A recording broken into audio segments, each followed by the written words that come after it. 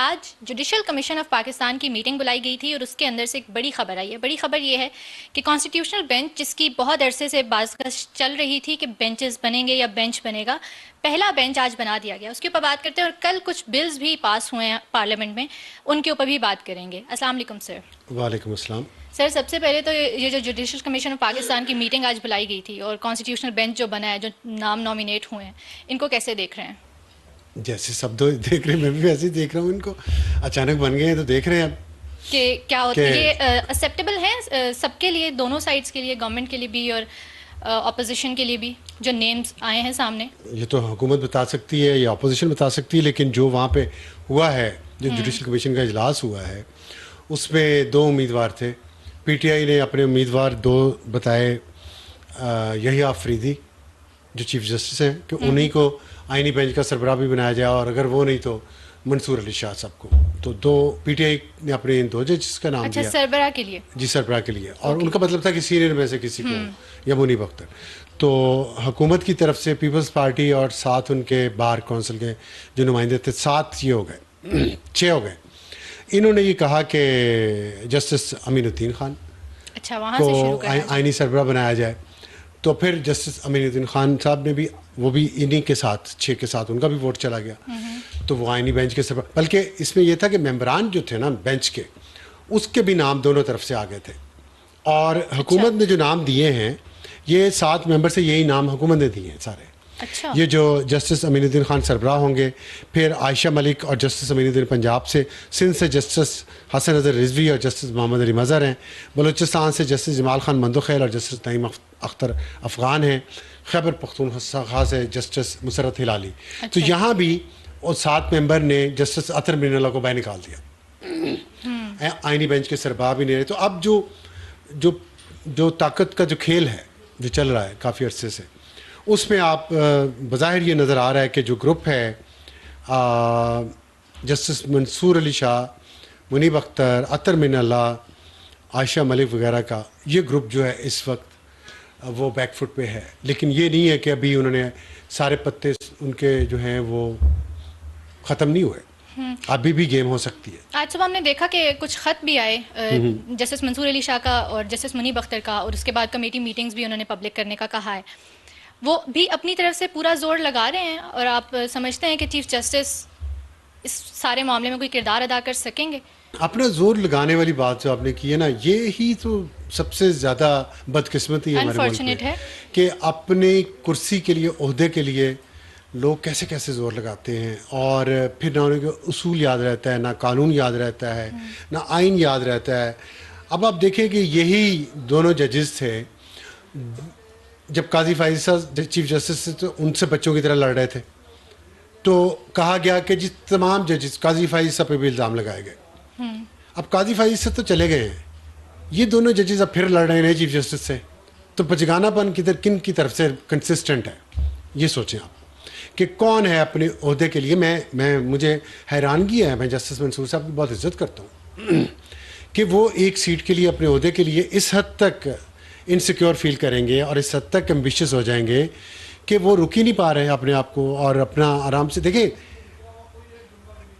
जो ताकत का खेल होता है ना, पावर गेम, उसमें फिर, और जब आप पॉलिटिक्स करने पे आते हैं, तो पॉलिटिक्स तो फिर हर तरफ से होगी, गुड पॉलिटिक्स। फिर आप ये नहीं कह सकते कि मैंने जुब्बा पहना हुआ है जज का, तो मुझे प्रोटेक्शन होगी जज की, लेकिन करूँगा मैं सियासत, और जो सामने सियासतदान खड़ा है मेरे, उसको कोई प्रोटेक्शन नहीं है, तो लेकिन रूल्स उसके लिए अलग है, मेरे लिए अलग है। ऐसे नहीं होता।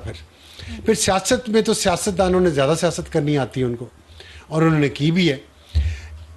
मसला ये है कि मंसूर और मुनीब जो हैं वो शिकस्त कबूल नहीं कर पा रहे, और उस वजह से वो मुसलसल एक ऐसे हिजान में मुब्तला हैं। ख़ुद भी उन्होंने सुप्रीम कोर्ट को भी हिजान में मुब्तला रखा हुआ है, और इन अ वे पूरे मुल्क को हिजान में मुब्तला रखा हुआ है।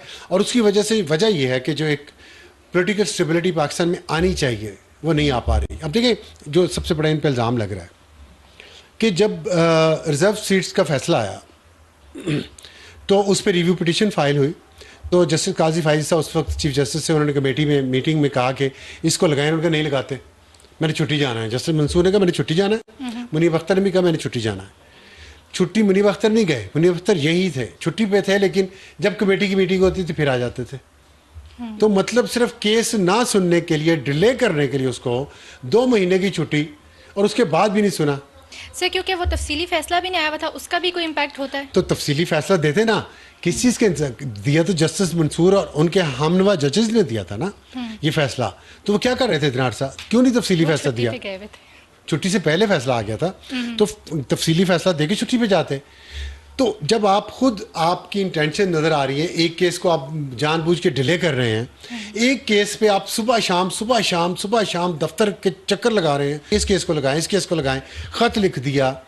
अब फिर मुझे जो इतलात आ रही हैं वो वहाँ से सुप्रीम कोर्ट से, वो यही है कि अभी भी वो कह रहे हैं जी कि जो आइनी तरमीम है ये फुल कोर्ट का इजलास बुलाने से नहीं रोकती, क्योंकि 184(3) के तहत सुप्रीम कोर्ट है। सुप्रीम कोर्ट का मतलब है चीफ जस्टिस एंड द जजेस, तो आप फुल कोर्ट बुलाएं अच्छा आइनी तरमीम के लिए। अब आइनी तरमीम में लिखा हुआ कि ये आइनी तरमीम चैलेंज नहीं हो सकती कोर्ट में, लेकिन और उसी आइन का हल्फ उठाया है चीफ जस्टिस ने, तो कैसे होगा? देखिए ये चीफ जस्टिस को एक मुश्किल पोजीशन में डालने वाली बात जी, है। और सर चीफ जस्टिस को नहीं, इन्हीं चीफ जस्टिस को नहीं, इससे पहले वाले को भी इन्होंने मुश्किल में डाला।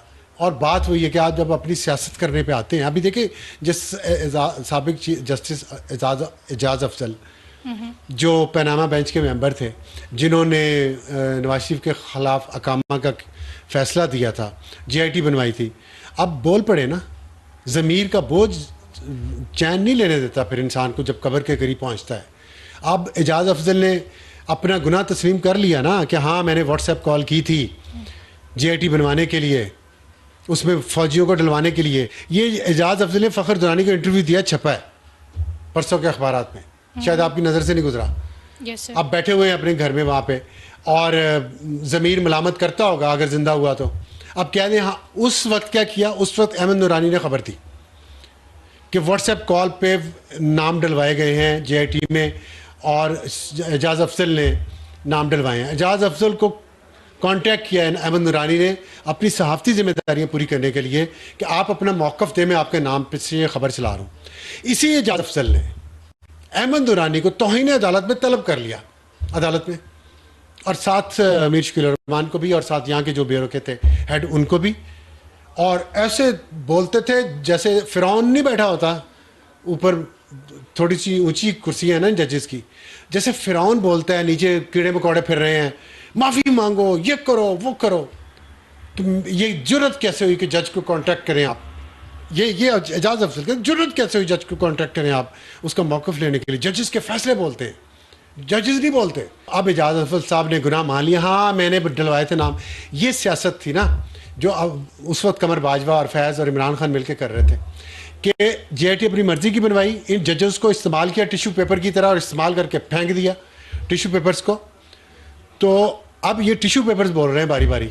यू सी कि वही चीज़ें अब रिपीट हो रही हैं, फेसेस डिफरेंट। मैं बताता हूँ, मुझे ये बात पूरी कर लें। उसमें ये हुआ कि उस वक्त ये इन्होंने किया कि आपने मुझे बात ही बुला दी। आई एम सॉरी, मुझे लगा आपकी बात मुकम्मल हो गई है। आप बात कर रहे थे कि टिश्यू पेपर की तरह फेंक दिया। वो मैं ये कह रहा था कि जनरल फैज़ इमरान खान उस वक्त जनरल बाजवा ने कहा, प्राइम मिनिस्टर नवाज शरीफ थे, कि आप सुप्रीम कोर्ट के अंदर ऑब्जेक्शन लगाएं कि ये जो 2 ब्रिगेडियर, एक MI का एक ISI का GIT में गया है, तो आप ऑब्जेक्शन करें, हम निकलवा लेंगे। मैं वैसे नहीं निकाल सकता क्योंकि सुप्रीम कोर्ट का हुक्म आया।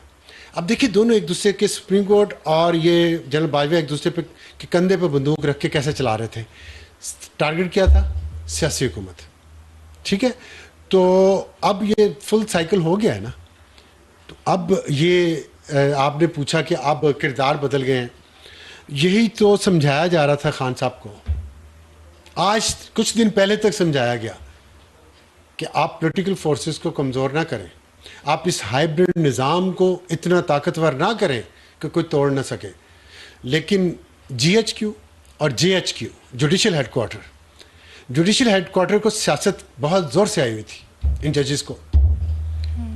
ये बहुत छोटे लोग बहुत बड़े बड़े ओहदों पे बैठ जाते हैं ना जब, तो फिर मुल्क के साथ यही होता है जो हो रहा है। अब आपको और बहुत सारे लोगों को, PTI के सिंपथाइज़र को ये समझ आ रही है कि अब देखें ये क्या हो रहा है। ये तो पहले जब पहले दूसरे लोग कहते थे ना ये देखिए क्या हो रहा है, तो गालियां निकाली जाती थी ना गालियां। Yes, sir. आर्ग्यूमेंट नहीं किया जाता था, लॉजिक नहीं दी जाती थी, गालियां निकाली जाती थी, अब तो खुद मानते हैं। प्रोपेगेंडा किया जाता था, उनको कत्ल करने की कोशिशें होती थी, उन पे केसेस बनाए जाते थे।